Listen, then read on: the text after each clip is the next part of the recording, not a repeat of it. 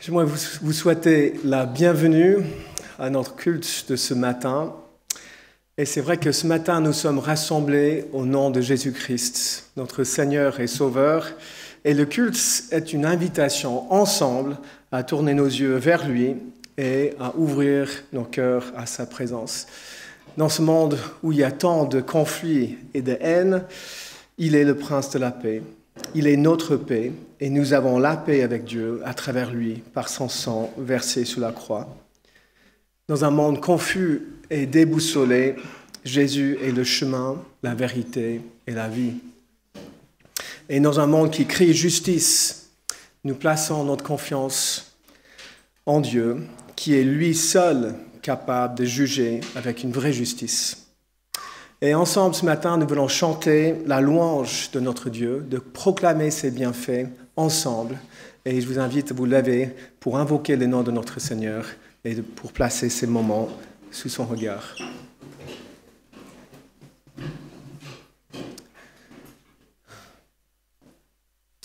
Oui, Seigneur, nous te bénissons.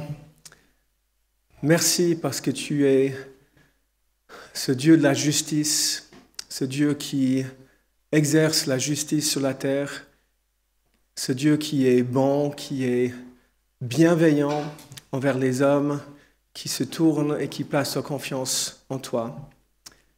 Seigneur, nous t'invitons parmi nous ce matin. Faites-nous grâce, Seigneur, de ta présence.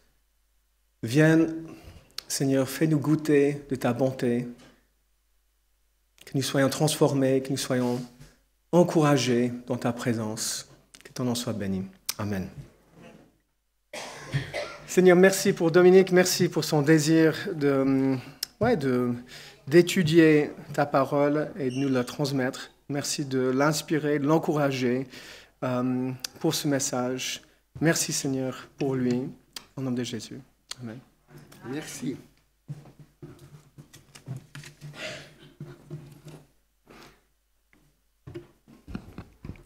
Chers frères et sœurs, bonjour.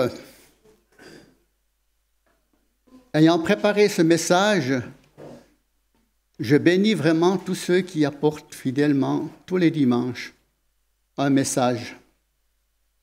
Et prions pour nos pasteurs, prions pour leur inspiration. La prononciation, la diffusion de la parole est si importante et peut donner parfois beaucoup de travail. Je vais parler ici un peu de quelques aspects du ministère de Jésus. Nous savons que le ministère de Jésus se poursuit encore aujourd'hui par l'action du Saint-Esprit et de son Église. Ce Saint-Esprit qu'il nous a promis, il a même dit que c'était avantageux qu'il parte, sinon on ne le recevrait pas. Mais je vais toutefois parler ici de son ministère terrestre et public. Ce ministère ici-bas qui, encore aujourd'hui du reste, a suscité l'émotion, des espoirs, de l'enthousiasme, mais aussi de l'incompréhension, du rejet, tout comme aujourd'hui du reste. Nous le savons, le ministère de Jésus commence par son baptême. Je lis dans Matthieu 3 à partir du verset 13. Jésus vint de la Galilée au Jourdain vers Jean pour être baptisé par lui. Mais Jean s'y opposait en disant « C'est moi qui ai besoin d'être baptisé par toi, et tu viens à moi ?» Jésus lui répondit « Laisse faire maintenant, car il est convenable que nous accomplissions tout ce qui est juste. » Et Jean ne lui résista plus.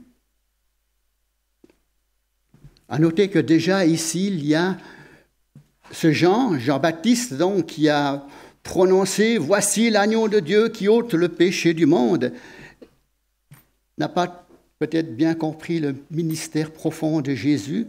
Il s'y est opposé. Et Jésus lui a dit, il faut que nous fassions absolument tout ce qui est juste. Et le premier acte de Jésus, c'est d'accomplir cette justice. Et Jean ne lui résista plus.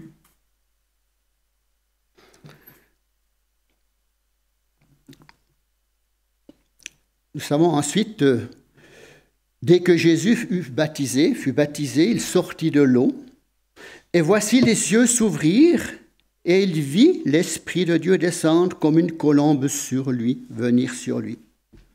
Et voici, une voix se fait entendre des cieux en ces paroles. Celui-ci est mon Fils bien-aimé, en qui j'ai mis toute mon affection. Celui-ci est mon Fils bien-aimé. C'est le Fils de Dieu unique. C'est mon Fils auquel j'y tiens. C'est ce que j'ai de plus cher. J'y ai mis toute mon affection, toute ma tendresse. Mon Fils en qui j'ai tout mis, je ressens tout ce qu'il ressent, je vis tout ce qu'il vit. Il est comme le prolongement de moi-même. Et ce Fils, Dieu nous le donne, il nous le livre. Personne ne ferait une chose pareille. Je cite Romains 5,8, « Mais Dieu prouve son amour envers nous en ce que, lorsque nous étions encore pécheurs, Christ est mort pour nous. » C'est humainement inconcevable. Et c'est là aussi parfois notre difficulté à adhérer, à comprendre notre salut. C'est tellement incompréhensible. Car en effet, on pourrait dire les choses ainsi, comme si Dieu nous disait là, « Qui que tu sois, quoi que tu fasses, je te révèle mon amour pour toi, par le don de mon Fils bien-aimé, en qui j'ai mis toute mon attention, toute mon affection. Il exécutera toute ma volonté, il sera à ton niveau, semblable à toi, il t'enseignera, il te montrera la voie, afin que tu ne périsses pas, mais que tu aies la vie éternelle. » Nous avons encore aussi cette même parole qui était prononcée avec seulement 3 disciples, Pierre, Jacques et Jean, lors de la transfiguration. C'est Matthieu 17, 5. « Celui-ci est mon Fils bien-aimé, en qui j'ai mis toute mon affection. Écoutez-le. » Mais écoutez-le. Écoutez-le. Nous savons, Dieu a parlé de plusieurs manières, mais dans les derniers temps, Dieu nous parle par le Fils. Donc, écouter Jésus, ce n'est pas une option. Nous devons l'écouter pour ne pas donner foi à tout esprit. Nous devons écouter ses paroles. Elles sont consignées dans la Bible. Lisons donc sa parole. Et permettez-moi ici de vous donner un petit témoignage personnel à ce propos. Je vais être très court.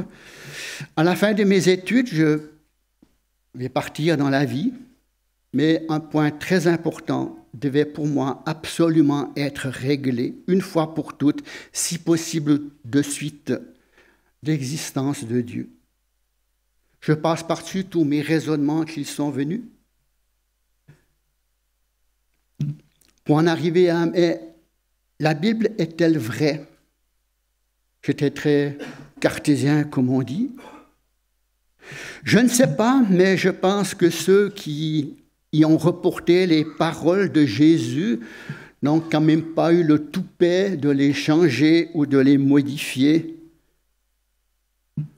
Alors, je me suis donc mis à lire, sans savoir ce qu'était la Bible vraiment, à lire uniquement les paroles de Jésus, en me disant, ça au moins, ils n'ont probablement pas eu le culot de pugner. Alors j'avais trouvé une vieille Bible chez nous, c'est celle de mes parents, de leur mariage. Ils n'étaient pas chrétiens pratiquants, comme on dit, mais voilà, c'est une grosse Bible synodale. que je me mets à ouvrir et j'ouvre, bien sûr, l'Évangile et rien d'autre que l'Évangile, et je ne lis même pas les détails. Je regarde. Jésus dit, depuis là je lis. Jésus répondit, uniquement ça. Le reste, j'étais très, très méfiant. Et vous savez quoi? Je fus effrayé. Effrayé. Je venais de finir des études. Je suis allé dans la ville trouver un travail. J'étais effrayé de quoi? De mon ignorance. De mon ignorance. Alors je me suis mis à lire la Bible, lire et relire tous les soirs dans mon lit. Cette grosse Bible synodale, je m'endormais et je tombe. Elle me tombait sur le nez et ce n'était pas du léger à l'époque. Alors ça me réveillait, je dis, oula, oui. Mais en fait, en lisant toutes ces paroles de Jésus, j'entrais dans un tout autre monde que je ne connaissais pas. Mais en fait, j'entrais dans le royaume de Dieu, tout simplement. Et en citant les Écritures, Jésus cite les Écritures, on se rend compte qu'on commence à lire d'autres Écritures et toute la Bible devient cohérente. C'est pourquoi je reviens sur cette parole. Voici mon fils bien-aimé, écoutez-le donc. C'est lui, j'ai tout misé sur lui. Alors lisez ces paroles dans la Bible, consignées dans la Bible. C'est le seul moyen de ne pas être ouvert à toutes sortes d'esprits, d'autres esprits. Nous devons, c'est une condition, comment dire, voilà, une nécessité.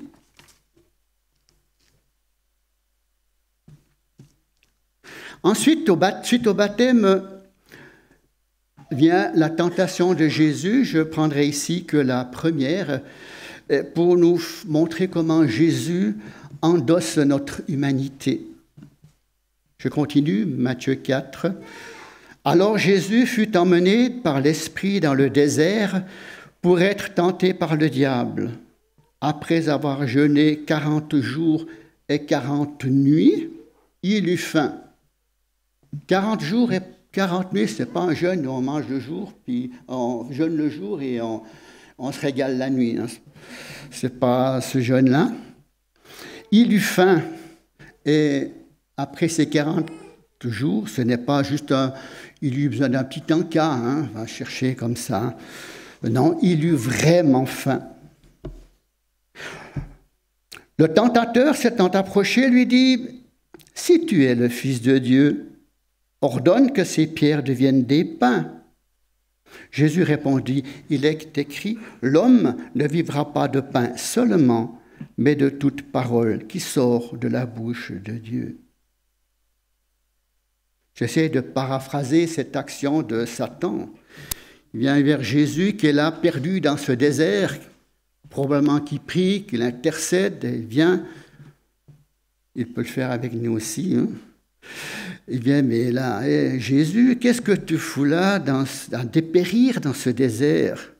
Mais regarde à quoi ça te mène.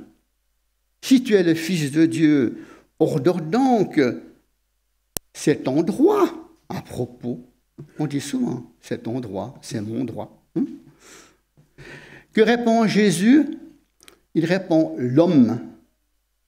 En disant l'homme, Jésus, bien qu'il est Fils de Dieu et qu'il le sera toujours, prend son statut d'homme. Il endosse notre humanité et il le fera jusqu'au bout, jusqu'à la croix où il dira « Tout est accompli ». Dans cette tentation, Jésus répond, l'homme ne vivra pas de pain seulement, il plaide pour nous. Il prend notre place, il est notre défenseur, notre avocat déjà ici. Il plaide déjà notre cause, la cause de l'homme, la cause de l'humanité. Pour le reste des tentations, nous allons finir ça, juste dire que à la fin, selon Luc 13, après l'avoir tenté de toutes ses manières, le diable s'éloigna jusqu'à un moment favorable. Nous relèverons 2 de ces moments plus tard, si le temps nous le donne. Mais qui est Jésus? Bonne question. Matthieu 16, 13. Jésus demande à ses disciples, « Qui dit-on que je suis, moi, le Fils de l'homme ?» Notez bien, « moi, le Fils de l'homme ». Alors les disciples répondirent, « Ah, les gens disent que tu es Jean-Baptiste. » Jean-Baptiste a été décapité et certains croient qu'il a été ressuscité. « Les autres disent que tu es Élie, les autres es Jérémie ou l'un des prophètes. » Bon, et se tourne vers ses disciples et dit, « Et vous, que dites-vous que je suis ?» Simon-Pierre répondit, « Tu es le Christ, le Fils du Dieu vivant. » On connaît Simon-Pierre, sa fougue, ses déclarations, oui. Jésus, reprenant la parole, lui dit, « Tu es heureux, Simon, fils de Jonas, car ce ne sont pas la chair et le sang qui t'ont révélé cela, mais mon Père qui est dans les cieux. »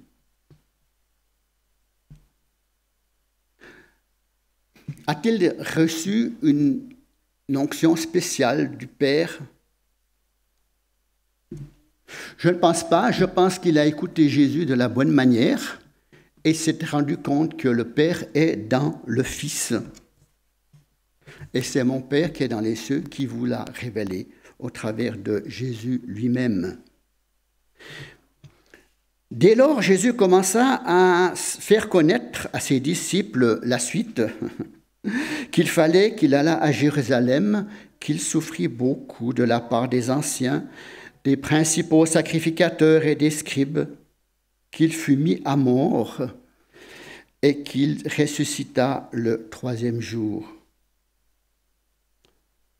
Pierre, l'ayant pris à part, se mit à le reprendre et dit, « À Dieu ne plaise, cela ne t'arrivera pas. » Mais Jésus, se retournant, dit à Pierre, « Arrière de moi, Satan, tu mets en scandale, tu mets un piège, car tes pensées, ta manière de penser, ta manière de concevoir, ne sont pas les pensées de Dieu, mais celles des hommes. »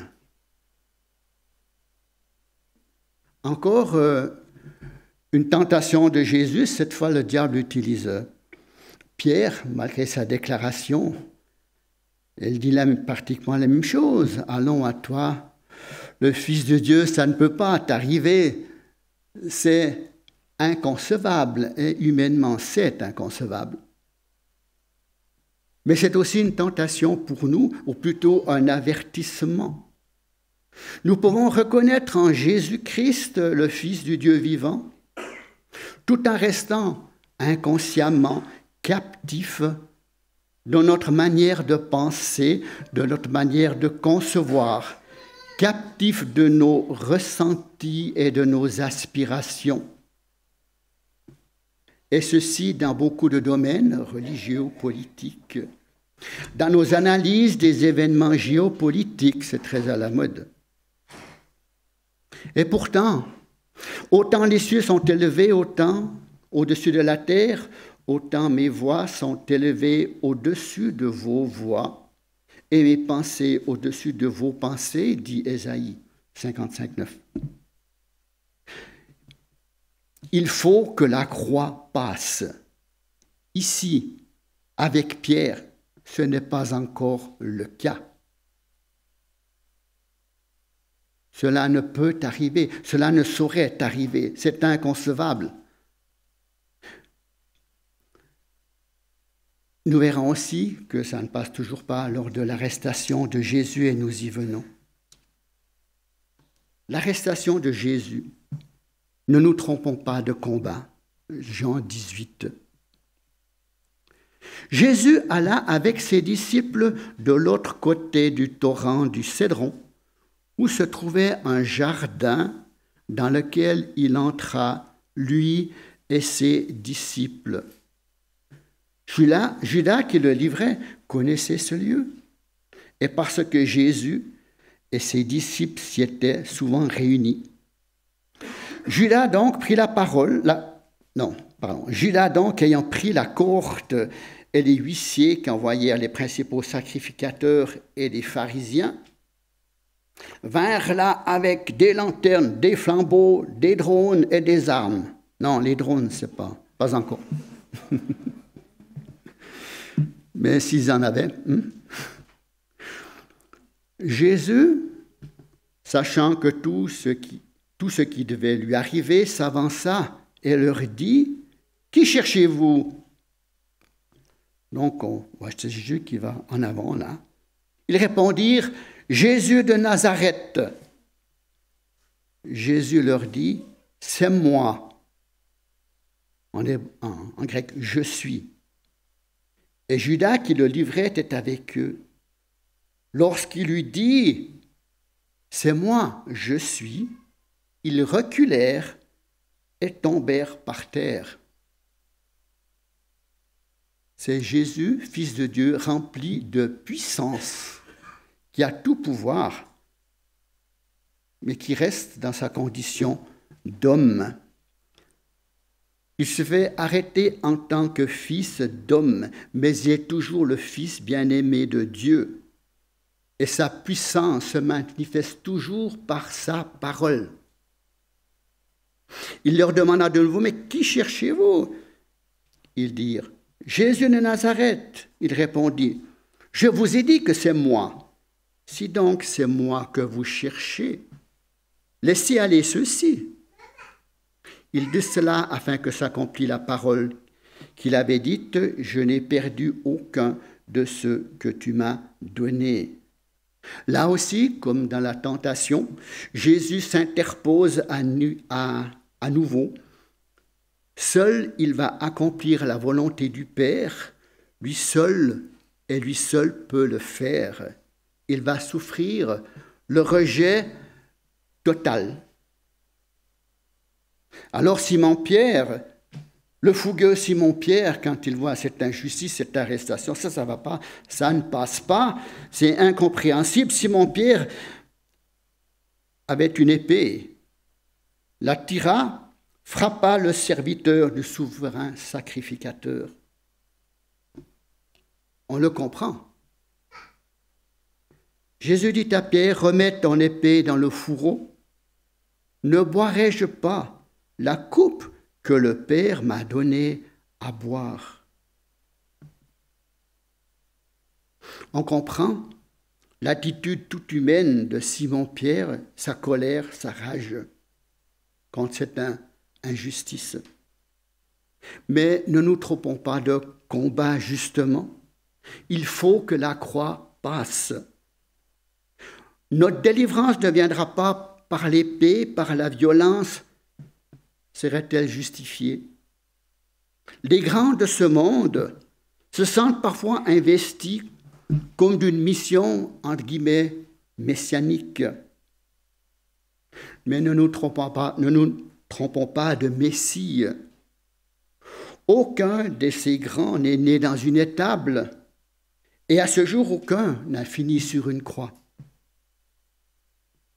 Certes, Dieu élève et abaisse qui il veut, selon ses desseins.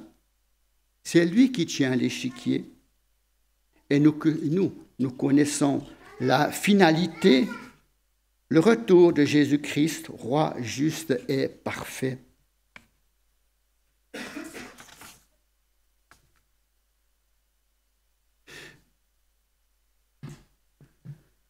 Jésus, Fils de Dieu et Fils de l'homme jusqu'au bout. Jésus sur la croix. Marc 15, 29. Il est sur la croix crucifié, le Fils de l'homme, mais aussi le Fils bien-aimé de Dieu.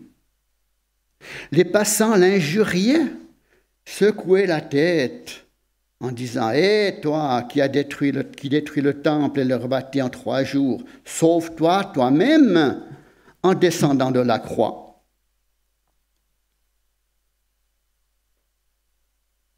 La tentation ultime.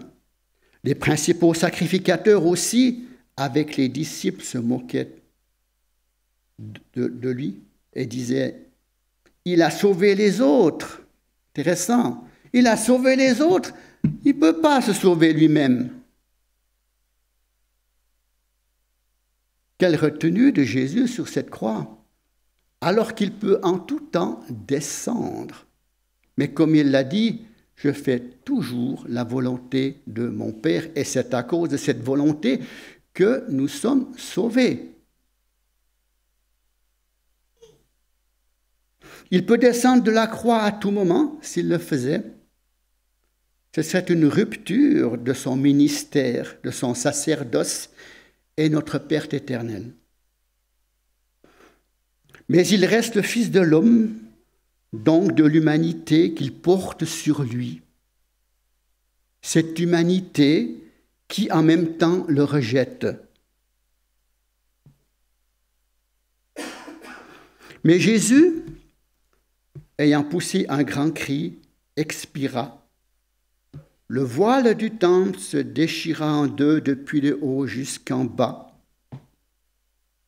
Le centenier qui était en face de Jésus, voyant comment il a expiré de la sorte, dit assurément, cet homme était le Fils de Dieu. Dans Jean 23, 46, il est aussi dit, Jésus s'écria d'une voix forte, « Père, je remets mon esprit entre tes mains. » Et en disant ces paroles, il expira.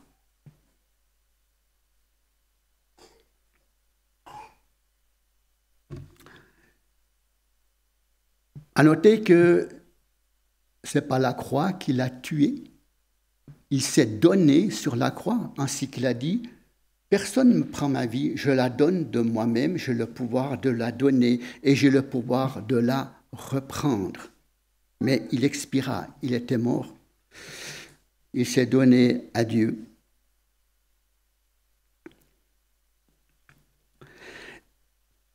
Et tous ceux qui assistaient en foule à ce spectacle, tous ceux qui étaient là, après avoir vu ce qui est arrivé, s'en retournèrent, se frappant la poitrine. Probablement disait-il dans d'eux, là alors, passez-moi l'expression, on a fait une grosse connerie. Mais non. Jésus avait bien dit, quand vous aurez élevé le Fils de l'homme, alors, et j'ai envie d'insister, et alors seulement, vous connaîtrez ce que je suis, que je ne fais rien de moi-même, mais que je parle selon ce que le Père m'a enseigné. Jésus est vraiment le Fils de Dieu. Il ne fait rien de lui-même. Il est Dieu. Étant semblable à nous, dans sa chair, le Fils de l'homme nous a portés avec lui sur la croix jusqu'à la mort. Nous sommes donc morts avec lui, afin de vivre avec lui. C'est le voile qui se déchire, c'est l'accès à la présence de Dieu. Désormais, des voiles peuvent être ôtés dans nos vies, les lumières peuvent se lever. On peut voir différemment les choses parce qu'on commencera à voir vraiment. Parfois, nous révélera nos fautes, certains de nos péchés, mais toujours dans sa grâce, l'amour et avec en même temps la délivrance parce que tu as été crucifié avec lui. Je cite une parole qu'on a entendue tout à l'heure de Rosalie. Quand le péché est là, Jésus l'a pris à la croix. En effet, il a effacé l'acte des ordonnances qui nous condamnaient. Il faut bien comprendre que ce qui s'est passé, c'est que tout ce qui nous condamne, tout ce que notre conscience nous condamne, à juste titre, lui, il l'a payé, il l'a pris sur la croix. Et cet acte qui nous... C'est comme une facture qu'il déchire. Ton péché, voilà, je les déchire. Il a effacé l'acte des ordonnances qui nous condamnaient et qui subsistaient contre nous. Il l'a détruit en le clouant à la croix. Si le Fils de l'homme vous a franchi, vous serez réellement libre. Compter sur sa propre justice pour être devant Dieu, ce serait méconnaître, voire rejeter son œuvre. Ce serait le crucifier au lieu d'être crucifié avec lui. Je conclus avec cette dernière parole. Romains 5, 10.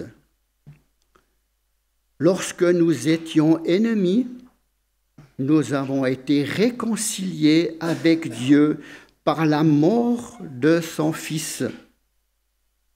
À combien plus forte raison, étant réconciliés maintenant, serons-nous sauvés par sa vie?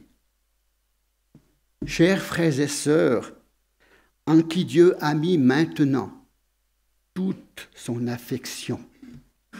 Amen.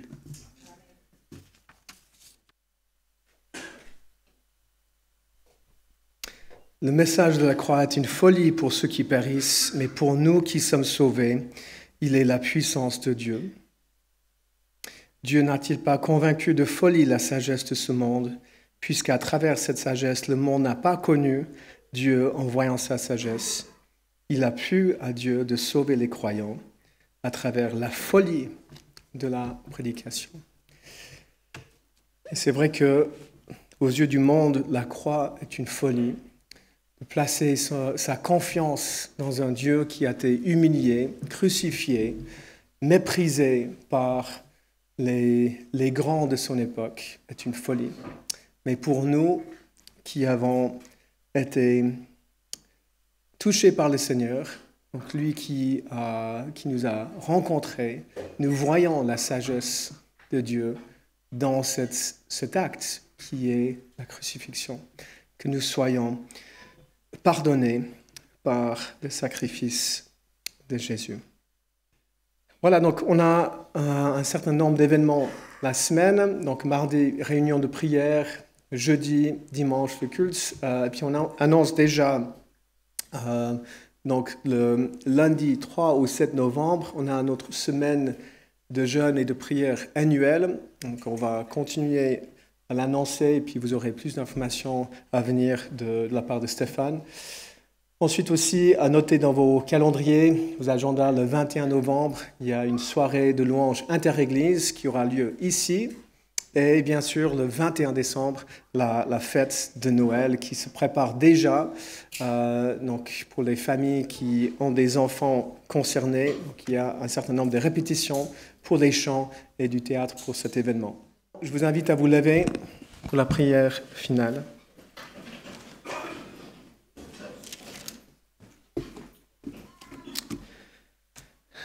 Le Dieu de la paix a ramené d'entre les morts notre Seigneur Jésus, devenu le grand berger des brebis, grâce au sang d'une alliance éternelle, qui vous rende capable de toute bonne œuvre pour l'accomplissement de sa volonté, qui fasse en vous ce qui lui est agréable par Jésus-Christ, à qui soit la gloire au siècle des siècles. Amen. Soyez bénis, bon dimanche.